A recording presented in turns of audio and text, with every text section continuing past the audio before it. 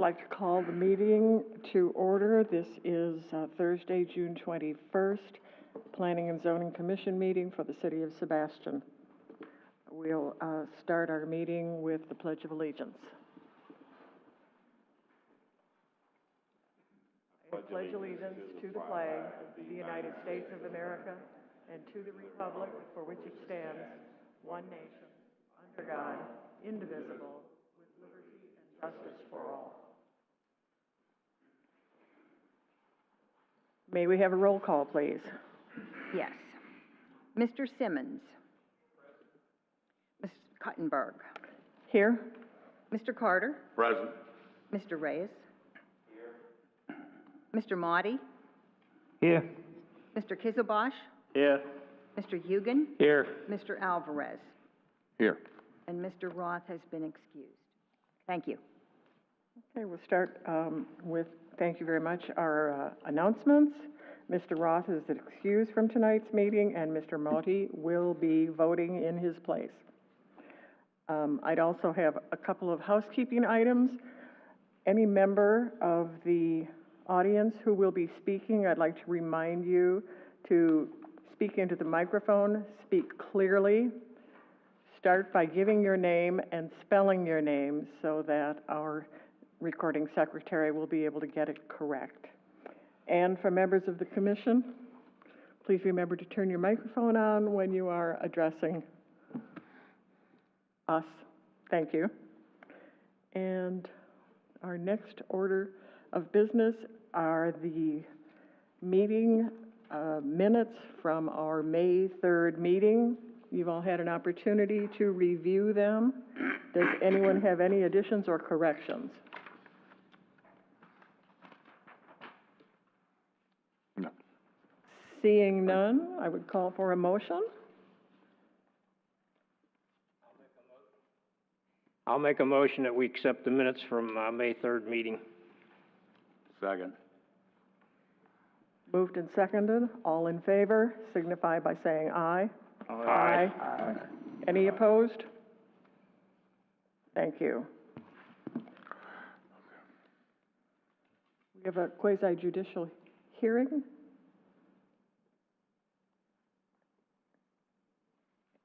And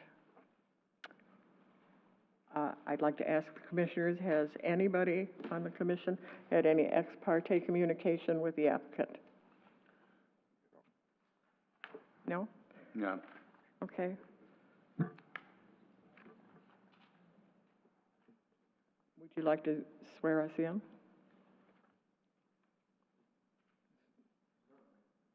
Well, actually, I won't swear you guys. Swear them. Anybody, any member of the public that wishes to speak on the first item that's quasi-judicial, if you could stand and raise your right hand. You solemnly swear or affirm to tell the truth, the whole truth, and nothing but the truth, so help you God. Yes. Thank you. Okay. The first item is the approval of conditional use permit for 2 new model homes and adjacent parking area at 843 and 855 Roseland Road. Ma'am. Okay, if the applicant will make the presentation, please.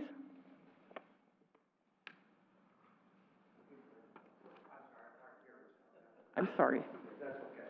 Good evening. Mark Richard, Miranda Homes. And first name is M-A-R-K, last name is R-I-C-H-A-R-D.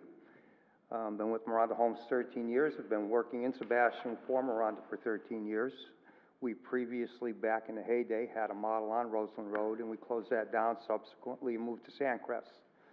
We have since moved out of Sandcrest, and we're looking to relocate to this area on Roseland Road.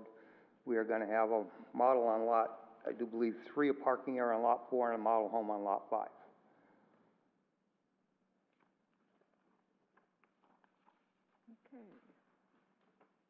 Staff? As Mr. Richards said, and actually I'm just going to correct the lots. There are 3 lots on Roseland Road. There'll be a model home on lot 2 and 4 with the parking center in the middle. We had requested a unity of title for one of the model homes and the parking lot, which they have done. And you were given a survey/site plan of their, we'll call it a model home center. It is consisting of those two models in the parking area. They are going to have the all-required landscaping that is required for those individual homes, based on the lot sizes, and then also some additional landscaping around the parking lot. They are proposing to do connecting sidewalks, and if you can catch at the bottom of the driveways for the homes, there's going to be a fence there so that vehicles don't actually use those driveways, but they'll be using the parking lot. They have given us a affidavit and submitted a cash bond that we will hold until the model home permits expire or they cease and sell, at which time they'll be required to remove the parking, sidewalks, and the fences, and then we'll return that cash bond for them. Basically, this is a conditional use to use these single-family homes as their model showrooms. They're not going to use it as contractor storage areas. There's subcontractors that'll be picking up checks at other areas. It'll be model homes only. Yes. And so, is allowed in the residential areas, a little bit strict on signage. We don't want it to be cluttered with the signs. It's still a residential area, even though Roseland Road is more of a main road than say, some of our Barber Streets or some of our other streets. But once they're done with the model homes, these have to go back to single-family uses, which is the requirement. They're not putting in French doors on the garage doors. They're right now still overhang, so we didn't need to get bonds on those items. Staff is recommending approval. I'm sorry, we did give you a copy of the landscape plan. You've got the survey. Staff is recommending approval for the conditional use for each. It'll be a separate conditional use permit for each model home. Our conditions are kind of our standard that we kind of put on all of our model homes, but just so it's more verifiable that no construction material or equipment stored on the property. They'll have to obtain a separate building permit for the monument sign, 6 square feet maximum. No illegal flags or off-premise signs, and the contractor to remove the parking area, sidewalks, and driveway fences, and model signage when the permit expires. The permit, if you approve it tonight, the permit is good for 1 year, and then each year they're required to renew. It's an administrative approval. It would not come back to you unless we had some major problems with the model, and we would need you to request to rescind that, but we've never had to do that with any of our models, so. Staff recommends approval. Okay, thank you. Any questions from the members here? Sir? I have one. Oh. Let's go down this way and Go then ahead. we'll go back this way. Okay? No questions. Only one question. These 3 lots have separate title, or is it going to be title be combined? We requested a unity title for the parking lot with one of the model homes, because we can't just have the parking lot Okay. hanging there. It's got to be tied to a principal structure. So you've got 2 and 1 in essence. But we're required, so each one of those, so the parking lot and the one model home had to come up with the 15 trees based on the size of that lot, and then the other model home has the 7 trees based on that size. We didn't see the need, even though there's connecting sidewalks, to have a unity title for all 3 lots. We were okay with the 2 and 1. Okay, that's it. How many model homes do you have in Sebastian right now? We have none right now. We had one in Sandcrest, we have closed. We have moved out of that. So right now, we have technically no model home in Sebastian. Okay, thank you. Yes, on lot 2, I see a septic area reserved for septic system, but on lot 4, I don't see anything reserved for septic system. That is, there's no sewers up there, it's all septic. There is no sewer there. It'll be septic and city water. Okay. Okay, and I may have missed it in reviewing, but do you have any lighting, unusual, I didn't mean unusual, any plans for lighting the sign or nighttime lighting of No, the- ma'am, we're not going to light the sign. Just, Okay. there'll be coach lights on the homes at night, but that'll be all lighting we're doing. Okay, thank you. If the, down the road, the code does allow them, though, to have some illumination on the sign ground up, if they chose to Right, put but that in it's down the not road. in our plan right now. Okay. Anyone on this end? The landscape plan, is there an existing tree plan as what's out there now as far as trees? Well, each of the model homes came in with the landscape Correct. plan with the land clearing permit, and then the additional landscaping is with the parking. Covers that. Are we gonna have the, toilet outside, or like we had in Sandcrest with the handicap? That they had or these are gonna handicap, it's gonna be inside? Well, 'Cause you know what happened in right, Sandcrest, you're gonna have unfortunately, we can't accommodate it inside because we technically do not have a handicap bathroom. So we are probably going to have to locate a handicap portalette, but we will put The shrubbery same thing. around it at the back of the parking area.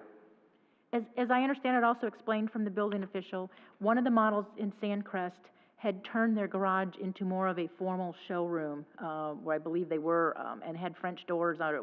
It was something that tripped the need to have this access way to the bathroom, and that the model had already been built. But these are gonna be regular garages, they really are Correct. just showrooms, they're single-family homes, and nothing tripped that need to have that, additional handicapped accessibility to the restrooms. So when I meet with the building official, it's gonna be his decision, if he's gonna allow me to ramp up to the front door, because our bathrooms technically are not ADA. It should be done, I mean, now why not? I don't understand why it's not in the code, that should be ADA approved. Well, these are single-family homes, which doesn't always require, the building code doesn't require those to be handicapped accessible. But if it's more as an office, place of business, which the one in Sandcrest was, that was the requirement of that. And because the bathrooms had already been built, that was the. Right, it's different, but this one hasn't been built yet, or has it? The house has been built, yes, sir. Oh, it's been built already? Yes, sir. So we're gonna have a toilet outside again? If required by the building department, I'm gonna meet with the building official tomorrow. All right, They let, and we built in Harmony Reserve, and they allowed us, we have one bathroom in all our homes that is technically ADA acceptable, but it technically isn't. So it's kind of a catch-22. In Harmony, they allowed us to use it, so we just ramped to our front doors, and the building official was fine with it. But I've got a meeting with Wayne tomorrow based on our approval tonight, so I can get my permitting going for that process.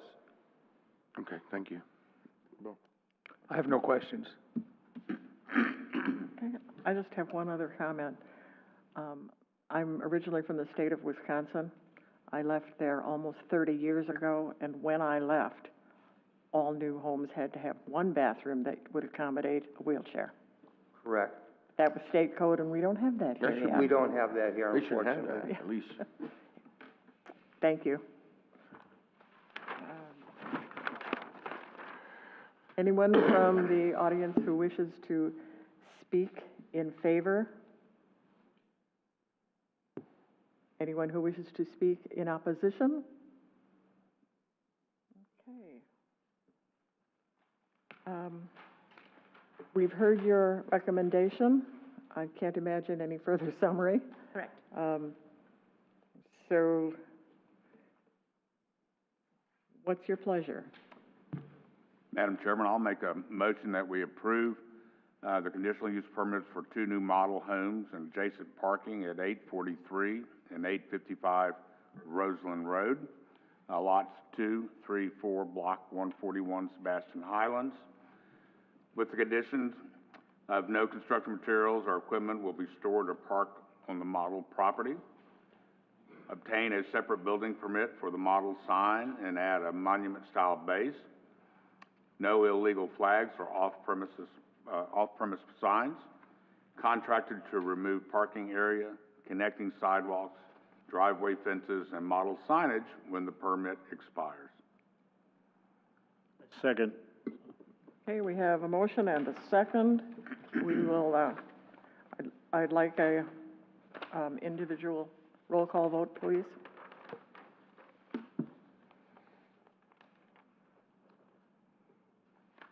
Mr. Eugen, Approved. Mr. Kisselbosch, Yes. Mrs. Kuttenberg, Yes. Mr. Motti, Yes. Mr. Alvarez, Yes. Mr. Reyes, Yes. Mr. Carter. Yes. Unanimous approved. Thank you. Thank you. Thank you. Next item on our agenda this evening is a public hearing.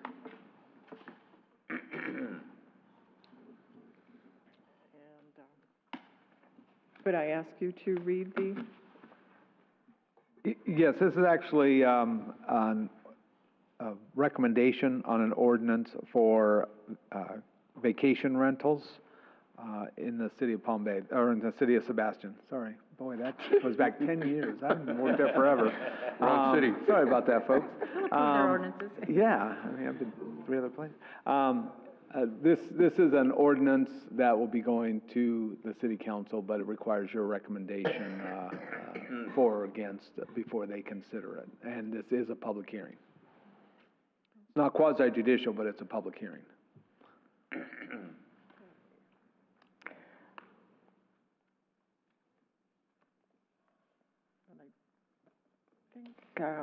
That I will open this hearing then.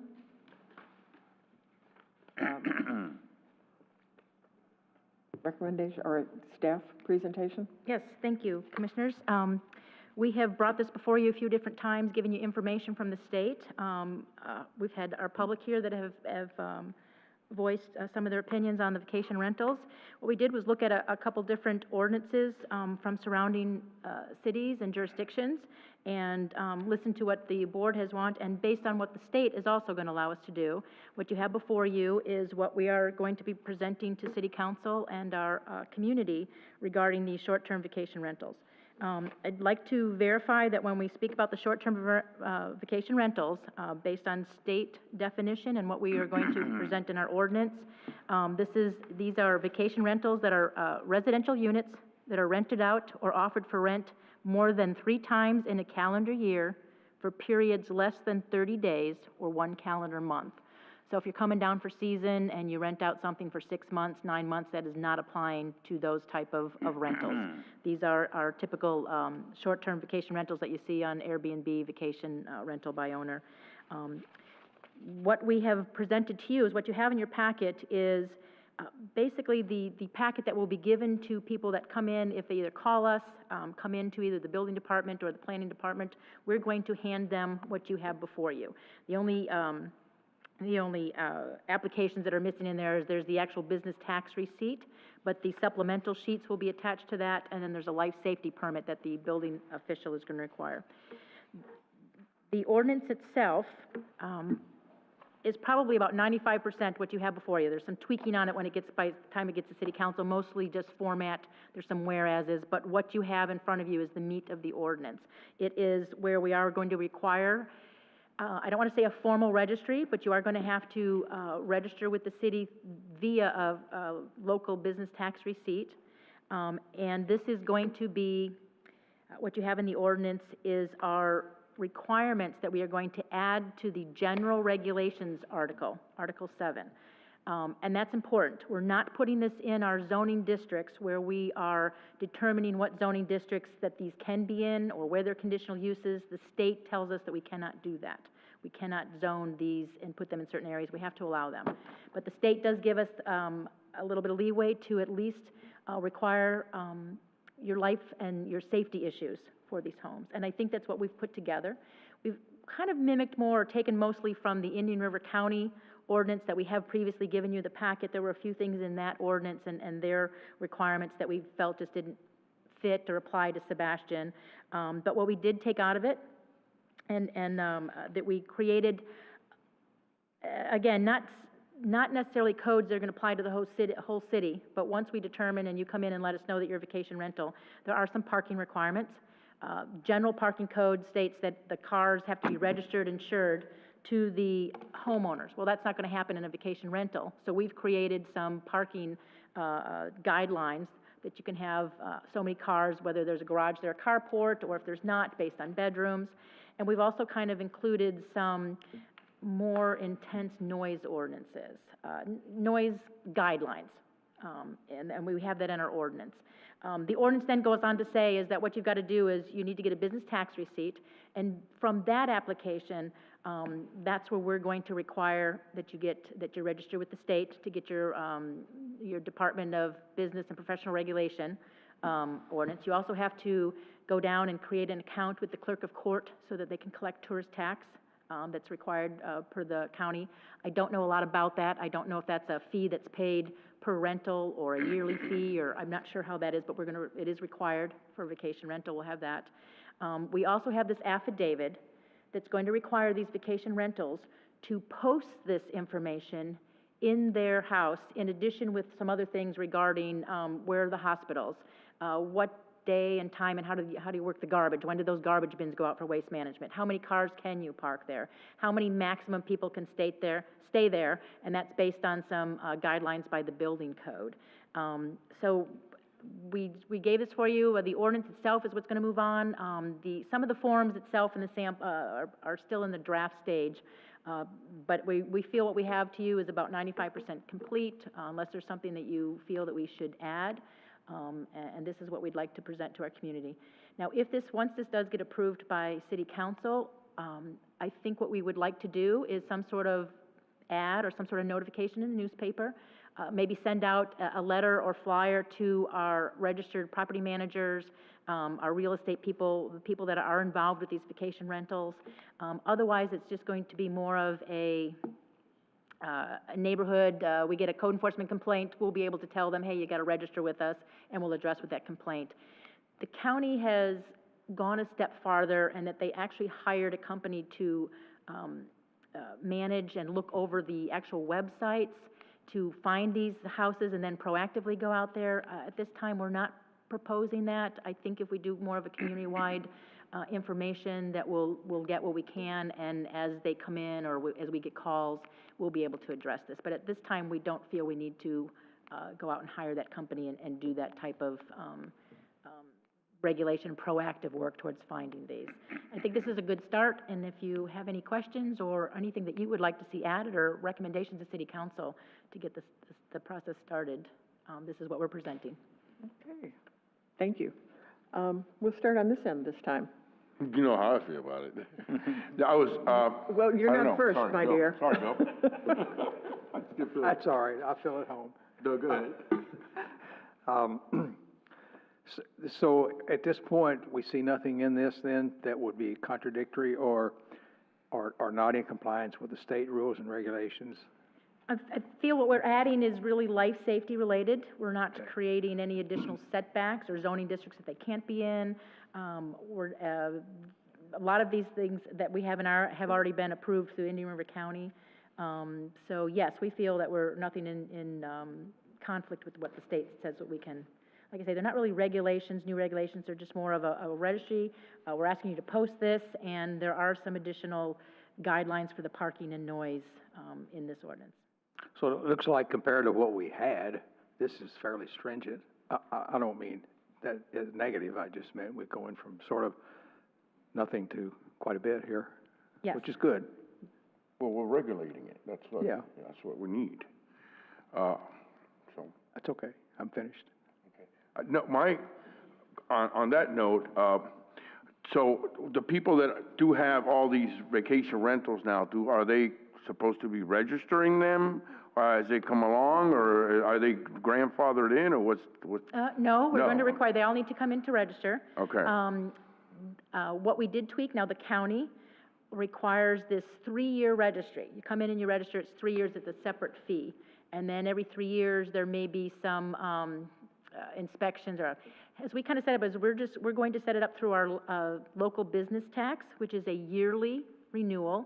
So they'll come in, they'll pay that first year. Our licensing clerk will give them their license receipt, which looks like what we used to call the occupational license, the business tax.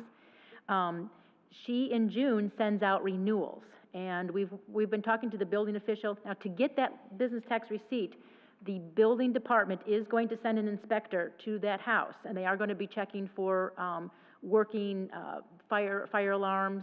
Though there may be certain situations where they're going to need the carbon monoxide, things like that. So he'll be checking that. They're also going to have a checklist to check to see that what we're requesting to be posted in that house is posted, either on a wall, or it could be on I don't know if you've used vacation rentals, they'll have a notebook by their door that you can go through that says if you have hospital, or these are the days that the garbage goes out, things like that. But they'll be checking for all of that. Then that gets renewed every year. So Linda then will send out renewals in June. You're going to have to pay that fee again. Building official he'll look into how many years will go by before they'll have to maybe do a re-inspection. Maybe it's every 3 years, maybe every other year they'll inspect those again. But it's not going to be inspection every year. But they'll have to renew their business tax yearly. Well, it's good for the city, because now we're going to receive more revenue, I guess, on that part, because we're going to be collecting tax and what have you because of this, which is good. Another question. What about homeowners that are renting rooms? Um, You know, 'cause that's another situation. 'Cause I come from down south, and the problem is that, you know, they rent rooms and you don't have a lease or anything. I had a situation one time that I woke up in the front back door, and the whole place was full of cops down south. They were looking for a guy next door. if you're renting, He was in an efficiency, you know, one of these rooms. So that's a situation also that I would like to, and I just have another one across the street too, but that I would like to also kind of put a, you know, a finger on that, because even though I understand old people, you know, they need money and all that, but, you know, you're sacrificing one thing, safety, you know, because monetary. And if you can't afford where you're living, then well, only if it's gonna meet this, 3 times a year, less than 30 days. So if it's a long-term lease, somebody rents out a room. no, I'm there talking isn't of anything- rooms, people send renting out, I've seen it, the signs out there, room for rent. I think what we're saying is that the issue is whether it's a permanent living arrangement or a long-term living arrangement versus a transient nature. What we're going after here is a transient, people come in for a week or 2 weeks, you know, vacation type thing. If I'm gonna have a roommate or somebody long-term, I'm renting out a room in my house for a long-term, that's not gonna fall under this ordinance, the way it's drafted. I understand that, but I'm just addressing that. What about that? Yeah. Is that gonna be anything that we're gonna be looking at, or is that just gonna be just out there in the open? I feel the ordinance covers this, that yes, and so you still would need to register that area. That area would still need to have this posted. We would still wanna check that area of the house for working fire alarms, smoke alarms. So yes, that type of situation would also need to register with us and pay that yearly business tax receipt. Okay, thanks. Now, you say that if they're renting that room 3 times a year, I mean, there's plenty of people that split a home to rent, so they can afford that home. You're telling me now they need to register that? Only if it's going to be those, period of 3 times in a calendar year. This is minimum. So certainly if you're renting it more So on weekly all the time, If yeah. you're splitting a lease for a year with somebody else, then it doesn't fall under this. They Correct. don't have to have all those life safety requirements, register for local business tax and all that, correct? Correct. All Yeah, right, 'cause it's 1 year. Thank you. What is the minimum there? 3 months, you said? It's 3 times 30 days. 30 days. So if I'm renting for 4 months a year to an individual, I'm okay. Correct. Does the life safety require any ADA for parking? Handicap? No. What is considered a reasonable person of normal sensitivity? I think I fall into that category, but I'm just curious, because how would an attorney categorize that, or how do you define that?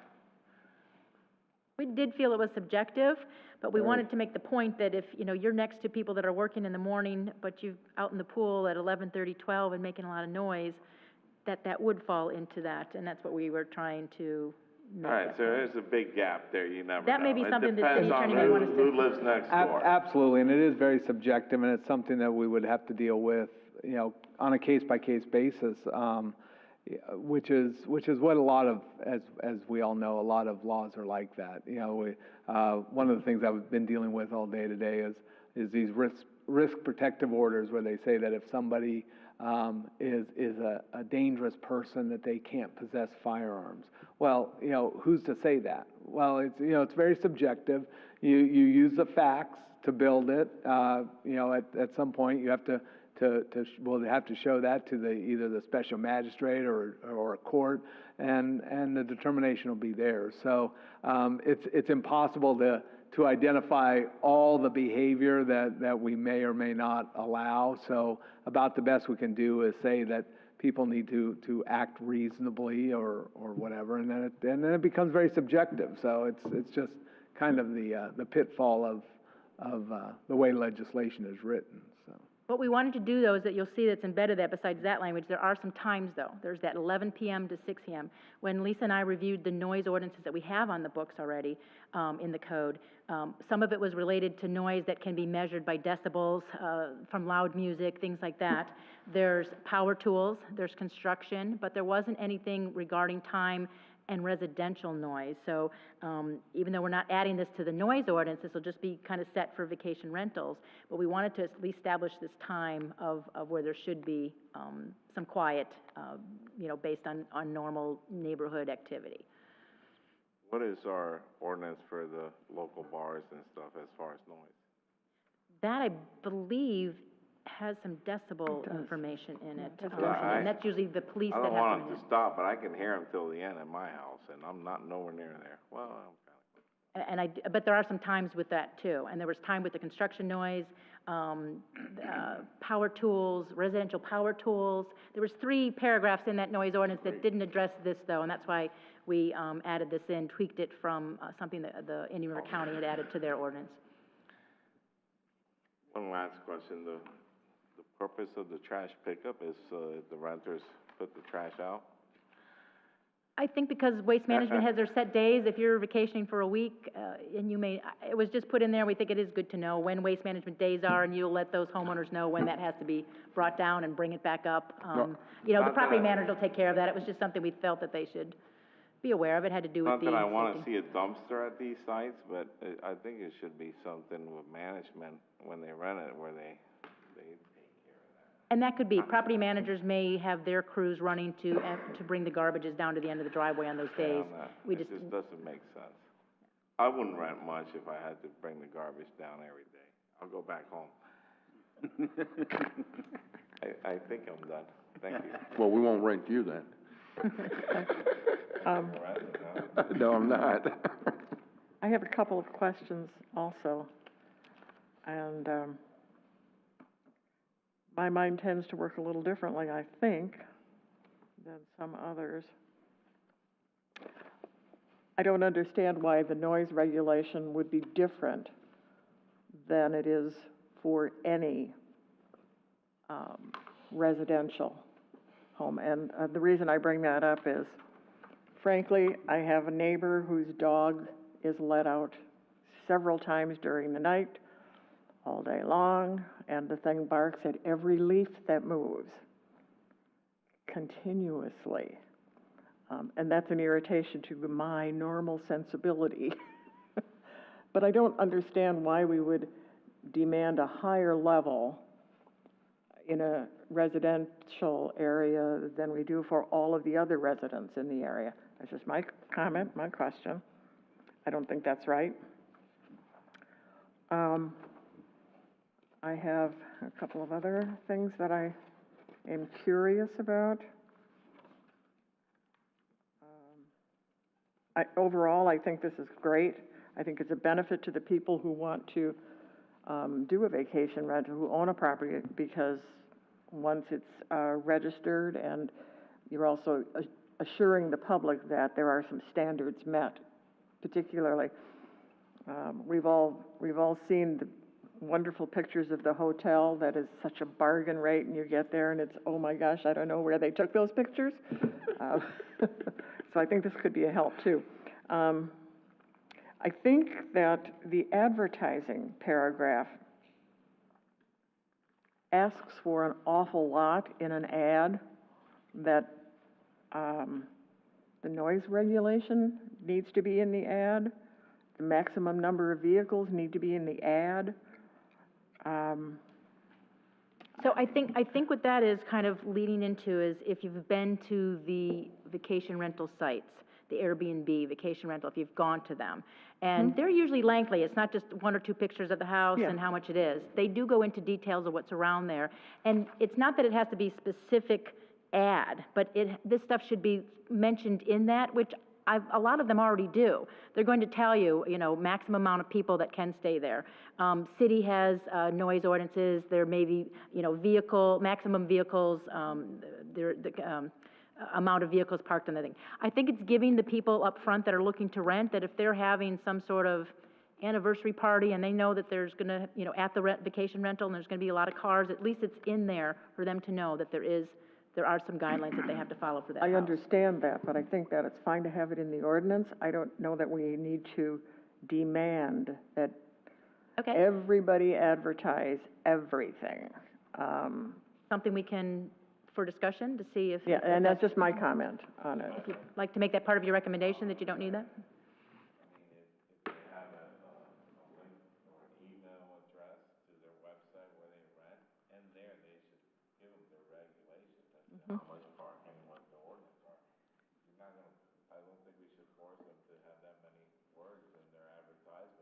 Rental.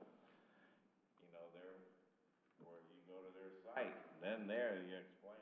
It's like when you rent a car, just before you rent it, at the end, they give you all these regulations and requirements and this and that. Like I said, I don't think the intention, and you're right, though, some people can advertise their vacation rental in a classified ad in a newspaper, something like that.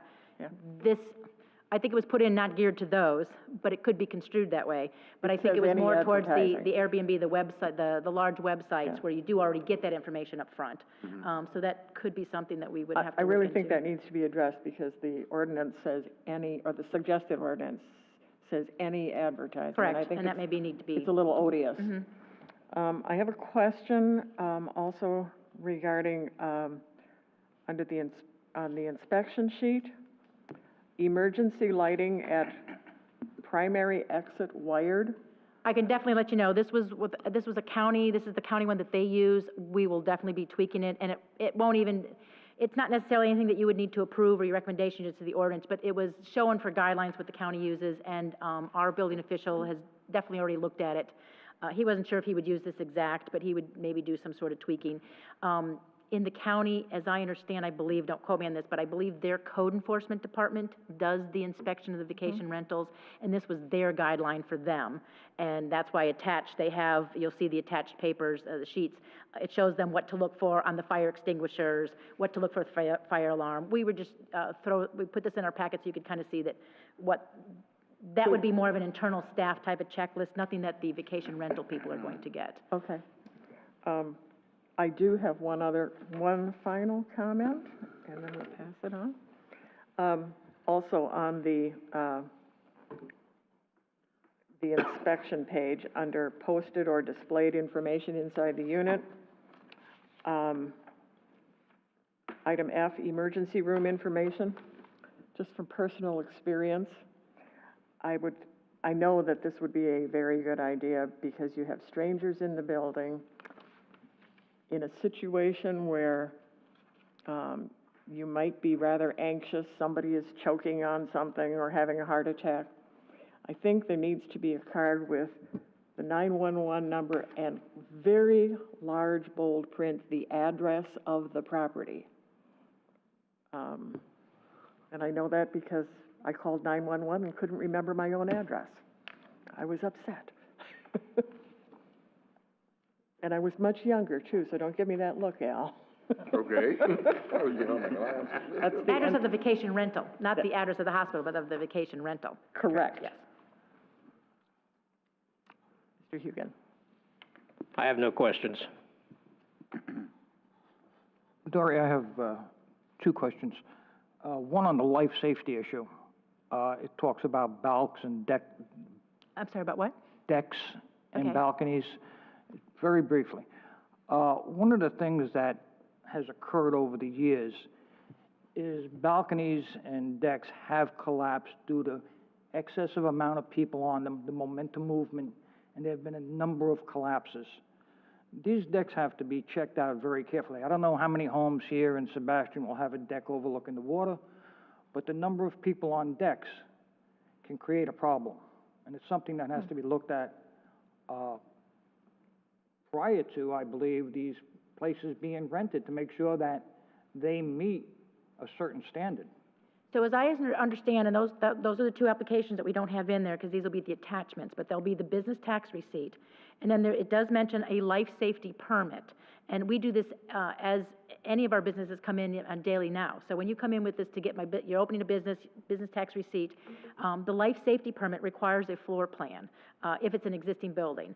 And that is where the building department, our file marshal, building inspector, they do look at that to see what you're going to need, either if it's a change of use or what your business has. Do they need to go out and do new inspections? And this is going to be the same process that they're going to do for the vacation rentals. So when you apply for this, you're going to have to apply for this vacation rental, life safety permit on this application, and you're going to have to give them a floor plan of the house. And through that, Wayne will be able to see that there's some decks or is there some balconies. He's going to know then what he needs to check out for that vacation rental. And so it is a separate permit that, like I say, will be looked at individually. That's where he's going to determine if you're going to need the carbon monoxide alarm or are you going to, how many fire alarms. If you read through that, that's where he's going to determine the maximum capacity for the vacation rental also, because it's based on bedrooms plus 2. So he'll set a maximum amount of people that can stay there. And that's all going to be through his life safety review of that permit application. But where I'm going with this is if the people that are renting this home for this period of time, say they have a party and they invite friends over, and you have an excessive number of people on a deck, Yeah, but that's. they have been known to collapse because of that momentum movement. So it's something that has to be looked at and possibly a number set that the deck will not have X number of people on it. I'm going to say that we can pull that in, though, that consideration with that life safety review. I don't know if it's something you want to specifically add to the ordinance or a special requirement. I think we should do something on it, because I don't think you can put a price tag on a human life if someone gets killed by something like that, and you can die from an 8-foot fall. So you're looking for a maximum number that, bodies that can be on a deck? Exactly. And that should be posted on the deck, That should be posted on the deck. the same way it is in an elevator? Yes, ma'am. I think that's a great idea. And Yeah.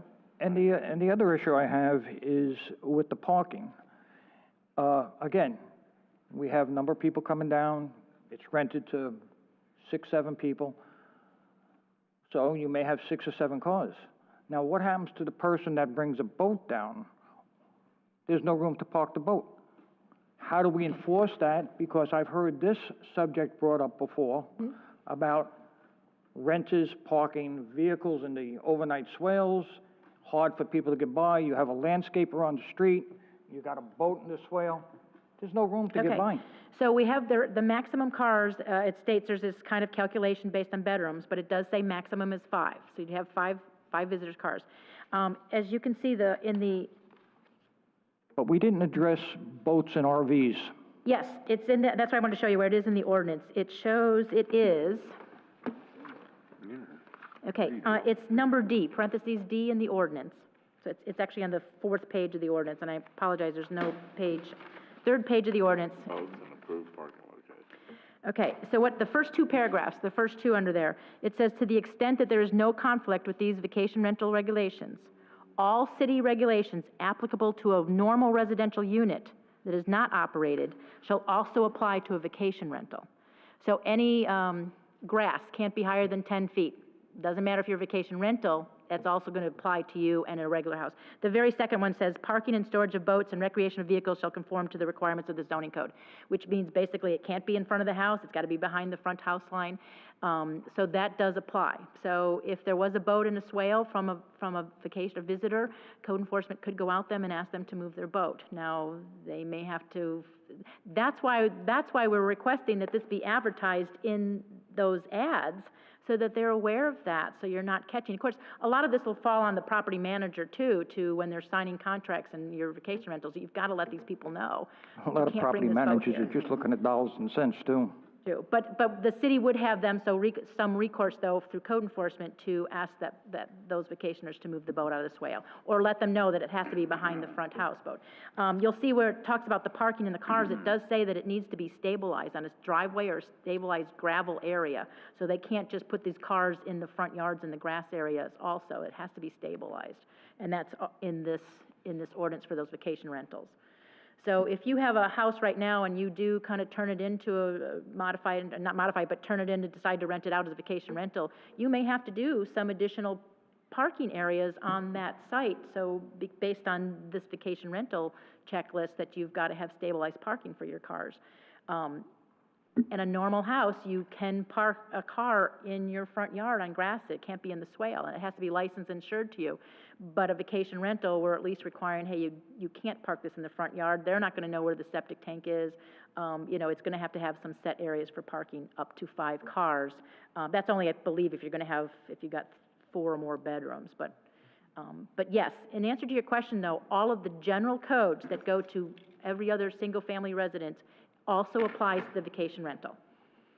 All right. This ordinance is kind of like an overlay for vacation rentals, that you've got a few more things that you have to do to be vacation rental, but you have to follow all of the regular residential codes. Well, the reason I bring that up, that issue was brought up by one of the residents in the past about boats and RVs in the swales and making it difficult to get by. I think there is, though, a section that's a part of that does talk about, for all vacation rentals, all automobiles except for service and delivery vehicles Right. shall be parked on site and shall not be parked in road right of way except in a designated area. So there's still that exemption for lawn maintenance trucks and you know, FedEx and, you know, that can still park out there. Okay. I have no comment. No questions, just a comment. I think this is a great first step, to address a concern that we don't have in place at this point. And I think as time goes on, we may have to tweak it. But I think it's a great first step. I think, you know, we should, you know, move this forward to city council. Just a general comment I wanted to make. As we were talking here, another question did occur to me.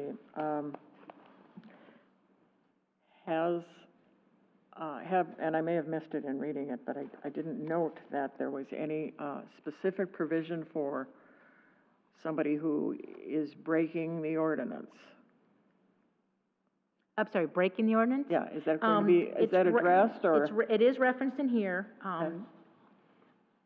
I think we'd probably be curious to, you know, if there was some noise complaints or parking complaints, because we are asking for the property manager information, that a courtesy call could possibly go to them first. The ordinance does state that if violations of this can be, I don't think we have the section in there, it was one of those that had the blank line. But any of our codes in the land development code refer to how they can be handled either through code enforcement or fine or special magistrate, and we'll get that section to put in there. I think the very first page is, it does have complaints about vacation rentals, and there's the citizen request line, there's code enforcement, you can report it online, and then, of course, if there's a disturbance noise, we've got the police department. So there are different kinds of complaints that would be handled differently. Okay, I guess my question was, is it a $12 fine or is it a $1,200 fine? Consequence. Yeah. As I would see it, most of our code enforcement activities go through the process of getting a formal notification. If it occurs again, you'll go before the special magistrate.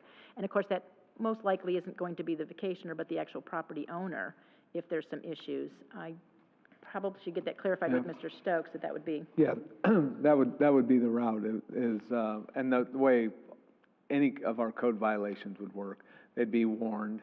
If they don't heed those warnings, then the property owner would ultimately be cited to appear before the special magistrate. Property owner is ultimately responsible for anything that goes on, same way as any landlord would be if their tenants are not complying with it. I understand the process. I'm concerned with those persons who might merely consider a fine the cost of doing the business. Well, the system is set up, obviously, to give the magistrate that judicial discretion to issue a fine based upon staff recommendation. And as we know, if it's a repeat violation, an initial violation under code enforcement, under Chapter 162, initial violations, and if we followed that format, would be up to $250 a day for a violation. Repeat offenses can go up exponentially from there. So if it was a one-time violation, it would be probably somewhat moderate. If it's a repeat offender, which would be the ones we'd be most concerned with, it could get their attention. Okay, thank you. I understand that. Anybody else have any additional questions? I have an additional question. If we have a person that's a continuous violator, where we're having problems with that individual home as a rental or a vacation rental, can we suspend that license? I think there should be something in there about that. Yeah, there would be that opportunity if, like any nuisance business, there are processes in place where you can, revoke the license, revoke a business tax receipt or whatever. Steps need to be taken to eliminate a chronic nuisance situation. Absolutely. Okay. I think that would be something we'd want to look at. I'm going to ask if there are any members of the public who wish to address this. If so, please come forward, state your name clearly, and spell it.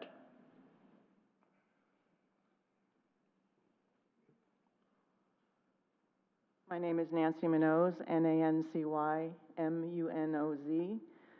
This is definitely a step in the right direction. We purchased our house prior to the state taking local control away from zoning. We now have 3 vacation rentals within a block of us. One is right behind us. So this is a start. I think the true resolution to it all is changing the state law, but I thank you very much for what you're doing here tonight.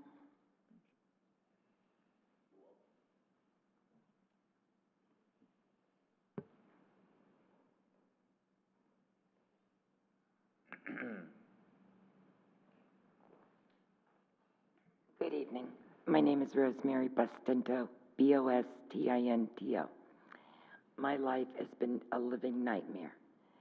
I have a residential timeshare right next door to my bedroom. And I have new neighbors every weekend. How safe am I as a resident? I've been here 37 years. I don't know who's coming every weekend. The noise starts from 6 in the morning till 3 in the morning. I've called the cops, and then after a while, I don't want to call the Sebastian Police Department because us taxpayers are paying for them. This is the manager's responsibility to control the noise in their home. Now, how are you going to be able to control this when the owners have their own webpage, when they rent their own houses out? Because if you type in Sebastian Rental, it'll come the house next door to me. They get $160 a day. I don't live in a business district, so how can they put a business next door to me? Motels are on US 1. I mean, in all due fairness. Thank you, Rosemary. That's exactly why we're doing this, because the state has said a residence is a residence, and that we really can't prevent a person using their private property rights. All we can do is control for health and safety, and that's what we're trying to do here. I'm sure it won't be perfect, and certainly not at the first swat at it, but I feel for you. I think that I'm embarrassed for complaining about my neighbor's dog. But you're all welcome to come to my house tonight because they're there, they just came in. Party time? But if we're not allowed to make noise at a certain time, I got the rules and regulation. Why are they allowed? I called Best Western before I came.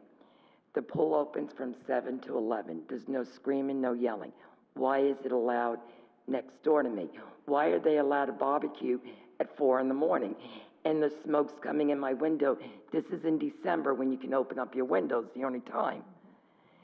But I don't feel that we're being protected here with these rentals because we don't know who these people are coming and going. And yet, I don't know, it just aggravates me. I feel your pain. Believe me, we do. Yeah. They seem to get away with everything. They can park in the swell. They parked in my driveway when they had a party, and I had to go next door to ask them to get out of my yard. I mean, this is ridiculous. Now it's out of control. We're trying to gain back some of the control, and unfortunately, the only way that we'll be able to do this is via a complaint. if the rules are being broken, you do have to make a complaint. I know, but we gotta bother And our the police department when they yes, we have other do. things to do. That's what they're there for. They're I there to know. keep you safe. I know, but it's just, it's the owner's responsibility to make sure that these people know the noise control. And another thing is, they have a swimming pool in the backyard. Every time, like today, there's new renters there. They're toddlers. There's no safety gate around the pool. So we have a kid come over, and then have another kid come visit, and they're in the pool by themselves, and there's no parent. Where's the safety for the children? I better be quiet. Thank you. Thanks. Well, Yes, sir. oh, I'm sorry.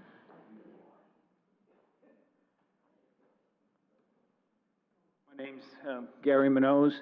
Gary, Gary, Munoz. Live in Phelps Street, over on the backside of Roseland there. My wife said a few things too, but I'd like to comment about the parking and stuff, and I think that parking should be involved and have the literature, and the people should know. I've got double lot. I woke up one morning, I had 3 cars in the back, an RV and a boat on my lot. From the people next door, which is vacation rental. The problem that's happening with a lot of these is that the residents, us residents, are putting ourselves in, I'm not going to say harm's way, but we have confrontations. And it's making confrontational, having to go deal with these people, because the first thing that they tell you when you confront them is, they didn't know. We're not from here. We don't know. So I think that information about parking, noise, occupancy, how many people in a pool, on a deck, it should be mandatory. It should be in there so they don't have that excuse that they don't know, or, you know, it's news to us. The other thing is, the vacation rentals around me, the one behind me is an absentee. He's not a resident. He doesn't live here. He lives in Iowa. He doesn't take care, up to code, his property. He doesn't take care of his swales. He doesn't take care of his fences. He doesn't take care of his shrubs. He has a guy mow the lawn, but they're absentee. They're not here. They don't see. They don't paint it. No, they Their don't live fence here. is falling down. There's no requirement for them to comply with the things, me as a neighbor, that I have to comply with. I don't think that's fair. I think if they're going to make money on it, which that's another story, if they're renting it out, they should comply with the same rules and regulations that we have to comply with in the city. Code enforcement should handle that. Code enforcement. I am well aware, first name basis and code enforcement and the Sebastian Police. I've had them at my house many times already, which I drive by when you complain about noise at 2 o'clock in the morning from a house 2 houses down, and the policemen come out, and then when you call them back, say, you know, what's going on? It's still going on. They drive around the front. They roll down their window. They listen. They can't hear anything. They don't make a complaint. Most of the noise is in the back. You got to get out of the car and go to the back of the place, because noise, when you have houses back to back, comes off the patios and everything and resonates across. You just can't do a drive-by. So I've been down the road with those issues too. But those were some of the main things that were in there. I think the information has to be put out there. And the restrictions have to be put in there so that these people know what they're getting into, instead of having to call our service people out or making complaints and taking up time of our people to enforce people that are not putting the information out there. Thank you for doing this. Yes, Mr. Hugan? I have something the lady in the back brought up about the swimming pools. Is there anything in this for rental property for Nothing swimming specific- pools? Nothing specific, but again, that would be when they come in with their life safety permit and they're bringing in that floor plan that shows the pool, there will be some building inspectors there walking that property. And I'm not saying that doing that inspection for the vacation rental, but I know that if they, on a property that see a clear violation of another code, such as the swimming pool, safety, whatever, that would definitely be either through their inspection, they're going to call that out and make sure that gets corrected and fixed. Okay. To a homeowner. So, yeah, they're not gonna do a thorough house inspection, for all things. It'll be mostly vacation rental oriented. But I'm sure if it's something, especially a life safety issue like a swimming pool or, a propane tank for a generator or something like that, that wasn't meeting code as there, that they would call that out, during their inspection. So if they didn't have a screen around the pool, Screen or that there's would certain be fence under the... requirements, yes. Okay. I think our job here, is to make a recommendation to city council. Yes, Madam Chairman, I'd like to make a recommendation to City Council, that, they have a first reading of ordinance 0-18-08, vacation rentals. I recommend that we move that to City Council. And I'll second that. And before we make a motion, I'm sorry. But before, hold on, I'm sorry. I was kind of making a list as you were going down, and can we maybe go over that, maybe itemize something that you do formally want to recommend that they add to this ordinance or change? Or Just to make sure, maybe it's something that you don't want to. Can you read that off to us?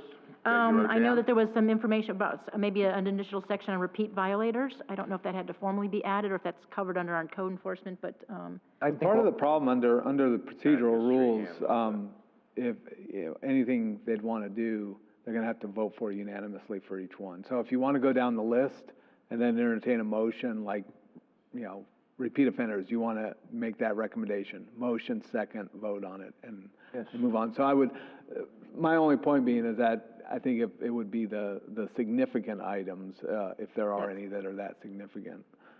Could we, ask that the city council, consider our questions and put it off onto the city council to do that then? No. Well, let me. It's their job. We are not making rules here. We don't get to make rules. Yeah.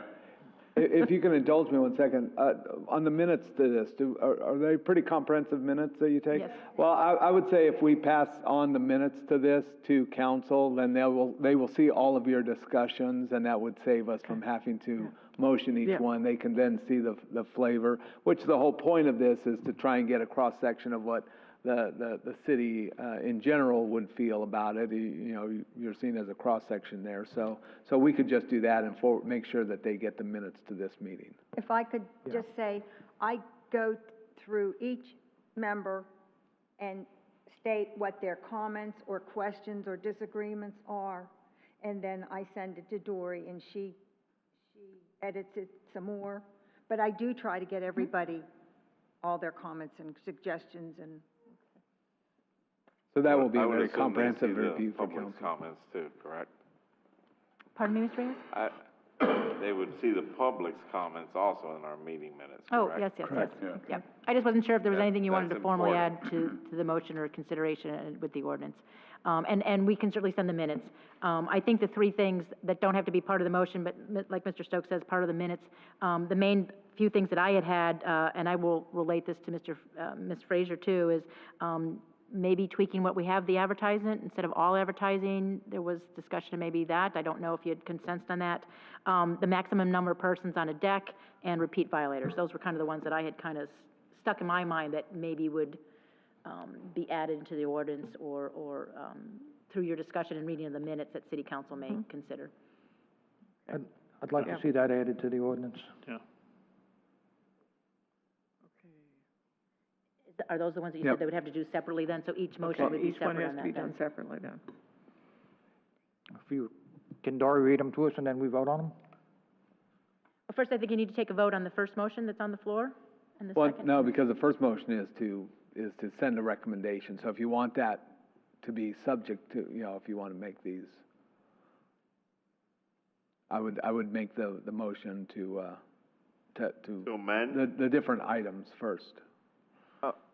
Okay, To amend the motion to include a section on repeat violators? Right. And then Right, second that, and then do a vote that on would be that. the best way. Amend the motion saying that we recommend the city council approval, and to also consider and then put to whatever include, and we items could put in all three items in? there. You could put all three items in, as long as there's, consensus there. Okay. Would you amend I'll your? amend my motion to accept the three conditions that Dory read off in our recommendation to city council. And did we have a second? I'll second that motion. I'd like a voice vote, please. Roll call vote? Mr. Reyes, Yes? Mr. Alvarez, Yes. Mr. Motti, Yes. Mr. Kizilbosh, Yes. Mr. Simmons. Oh, Yes, I'm sorry, if I could I'm vote. sorry. You're the alternate. Mr. Hugan, Yes. Mr. Carter, Yes. Ms. Cottenberg. Yes, Unanimous, motion passes. thank you. We need a second motion. Now we need a motion to approve the recommendation, do we not? He did it all in We one. just That did was it all. a Did it all motion to in approve one. with, Right. right. I'm sorry. Thank you. Okay. Next item is unfinished business, and we have none. Are there any members of the public who would like to make comments to us of items that have not appeared on our agenda? Seeing none.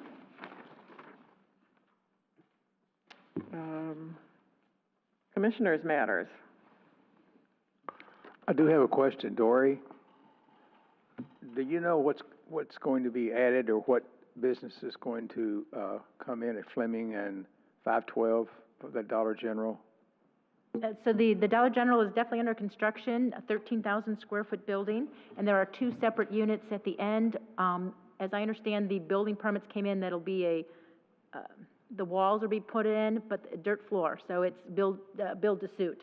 And there have Oh, been okay, so there are, at this point. Correct. So I we don't don't have know any who's- uses or any requests for any business in those two separate units. Okay, and Wendy's, Pardon me? and Wendy's. The permit came in June 1st for the, if you remember, there was a waiver regarding the unenclosed Screening?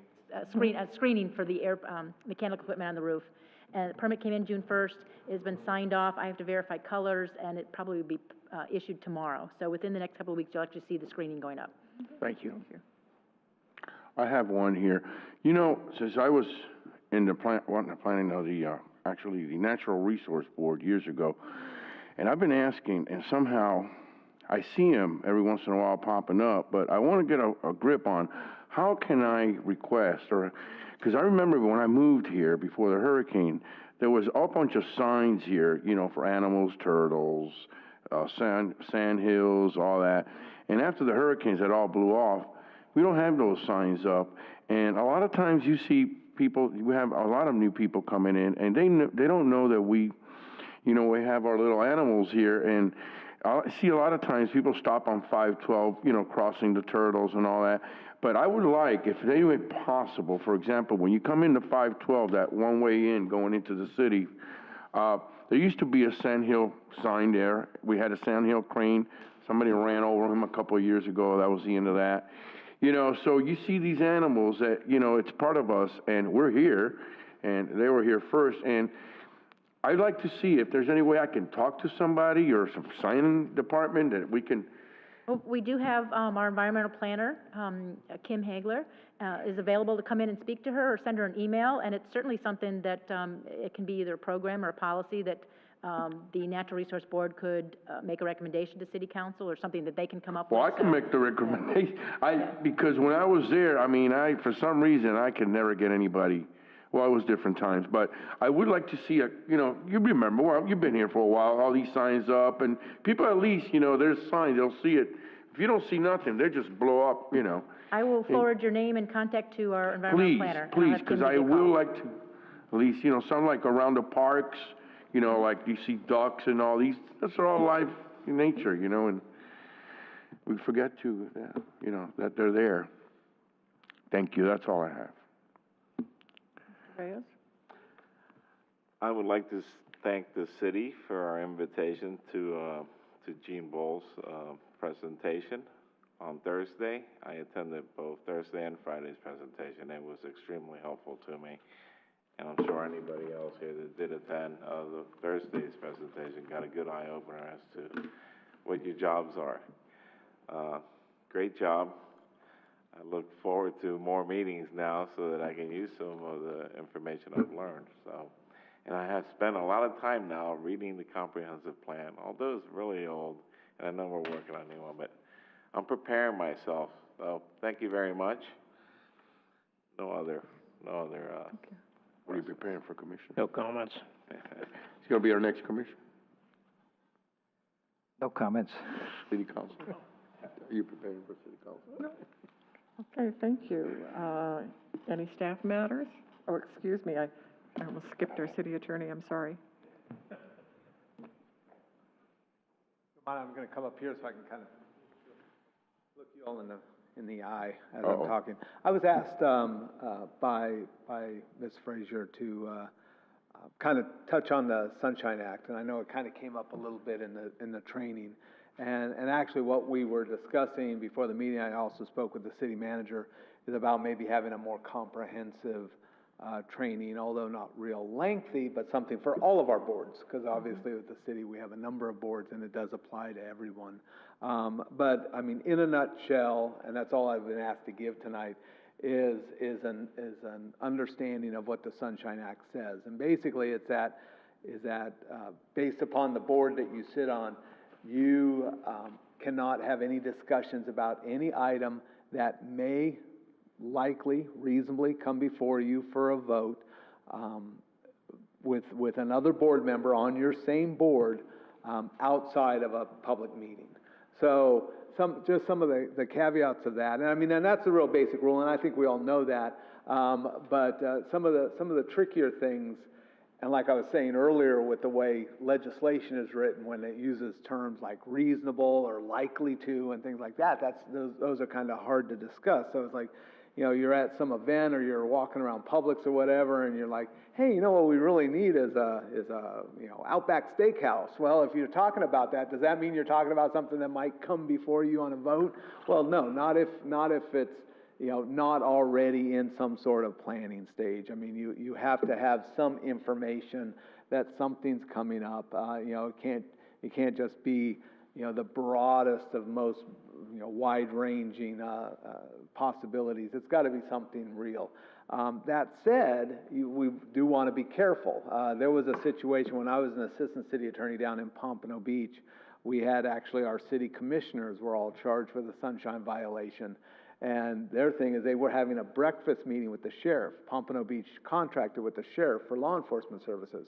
The sheriff in Broward County used to meet with his city councils wherever he contracted for twice a year, just to give them a little update on how things are going. You know, burglaries are down, petty thefts are up, things like that. You know, those general statistics things, and you know, and good relationship and all. The charge on that was based upon the fact that the sheriff's contract, it was a 5-year contract, but it was coming up for renewal in 7 months. And they said that having a discussion about the performance of the sheriff's office when the renewal was coming up in 7 months was good enough to say they should have known they were going to be voting on something that was relevant to their discussion. You know, even you know, most of us, even the city attorney's office, were all like going, you know, we knew they were having the meeting and we didn't warn them against it because it didn't strike us as being that much of a likelihood. But state attorney took a different view on it. So so you do want to be careful because you don't want to fall into that pitfall of having somebody say, well, yeah, you guys were talking in Publix about an Outback and there was one coming. It might be 8 months down the road, but since everyone kind of knows about it, you shouldn't have been talking about it. So those are the things you want to really be careful on. The other thing to make sure, and there's a general misunderstanding, is that the Sunshine Law only applies to members of your same board. So if a city council member approaches you and wants to talk to you about something like this thing you talked about tonight, this vacation rental, if any of the council members call you and want to talk to you about it, you can talk to them. Because although Sunshine applies to you and Sunshine applies to them, it only applies when you're dealing with other people on your same board. So that is a common misconception that I get asked about quite a bit, mostly coming from council members saying, can we talk to people on P&Z? Can we talk to people on a charter review committee? Can we talk to, and they can, because they just can't talk to each other, just like you guys can't talk to each other. So I'm here, my email and phone number is obviously accessible to you. If you ever have any questions, do not hesitate to call if anything ever comes up, or if you end up in a conversation that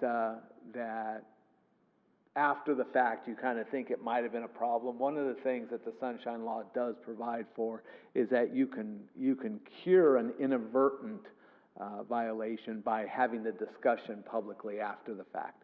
So, you get involved in a conversation and you don't realize that it's an inadvertent thing, and afterwards you start things like, we really shouldn't have been talking about that.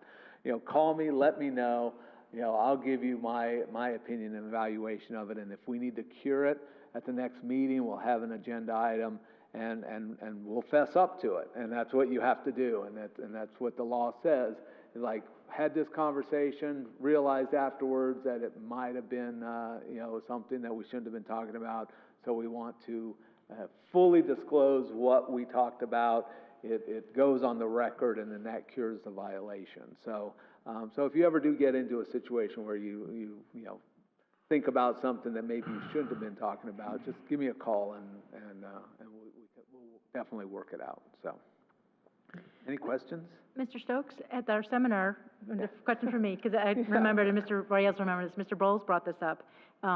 Many times we'll send you the agenda packets. Like Mr. Roth was not here tonight, so he sent us a list of some questions and comments that he had. But that device that he sent that on, then if anybody was to do a public records request, is his device applicable to be everything on that? Could his whole tablet or whatever be looked at for public records or anything like that? It technically could be, but it'd be very unlikely in your position. What we generally do, like with the city council members, we encourage them all to carry a city cell phone, and if they're going to have any calls or any emails or any texts, to do it on the city phone, because there have been cases in other cities, mostly down south, where a public records request is done, everything's turned over, person's not satisfied, so they ask the judge, well, can you order that their device be inspected to make sure there's nothing they're not, holding back? And it has been done in a couple cases, and that's when local governments really started giving, at least their elected officials, they've been giving them city devices and encouraging them to stay on that. That way, if you want my city phone, have my city phone. There's nothing but city business there anyway.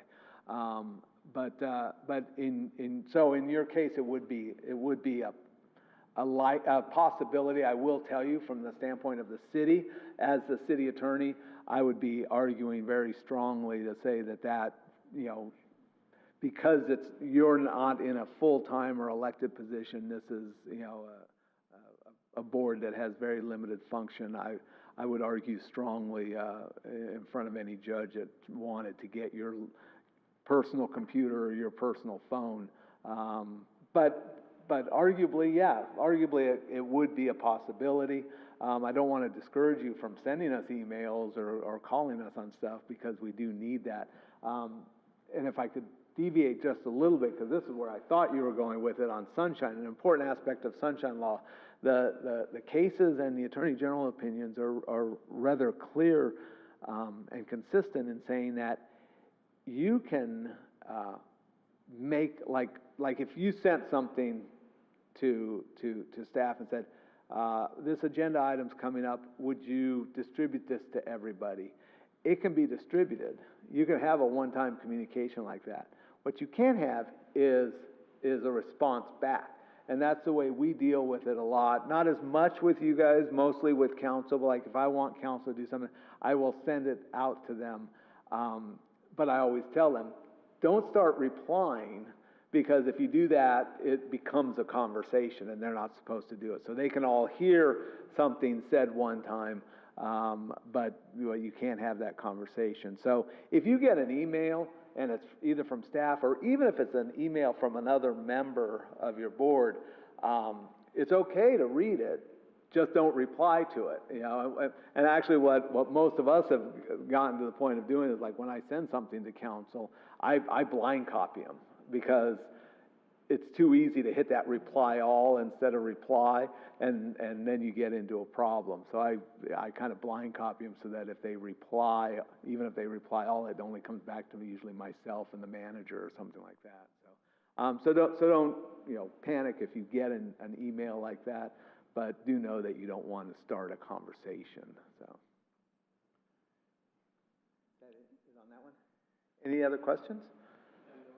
To the emails, saying, and maybe in some case, I email from my workplace. There was some talk in the training about the city should be providing us emails. After hearing all this, I don't want to use my email. You're not getting my devices.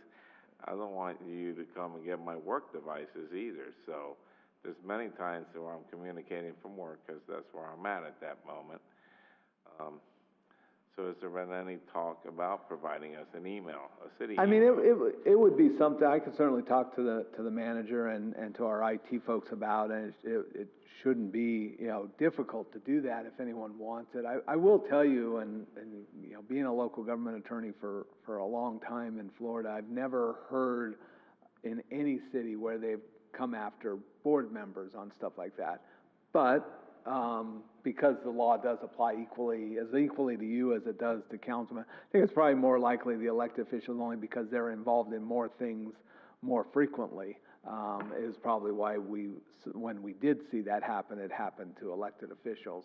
But since the law applies equally, it would. So we could certainly have that conversation and see. Since we have our own server and our own domain, it probably wouldn't be terribly difficult to do.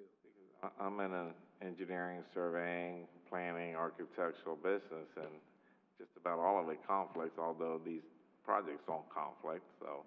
Absolutely, and a lot of cities are like that. I've had, you know, volunteer board members that were from Harris Corporation, Northrop Grumman, and all that, and you think about the totality of it. And that's why I'm really not sure a judge would ever go there. Okay. If a plaintiff attorney came in and said, you know, we want access to all of Northrop Grumman's computer systems because of this, you know, one zoning request, you know, judge might not go with that. It's unlikely. Yeah, it's very unlikely, but I think, but you know, it would be within the realm of what the statute would allow, so. Well, thank you. Thank you. I'll check on that on the email. We'll get back to you on that, so. Anything else? Sure. All right. Thank you. Again, call me if a question pops to mind, you want to call me anytime. Thank you, sir. Any other staff matters? No matters tonight, thank you. Okay. This meeting is adjourned.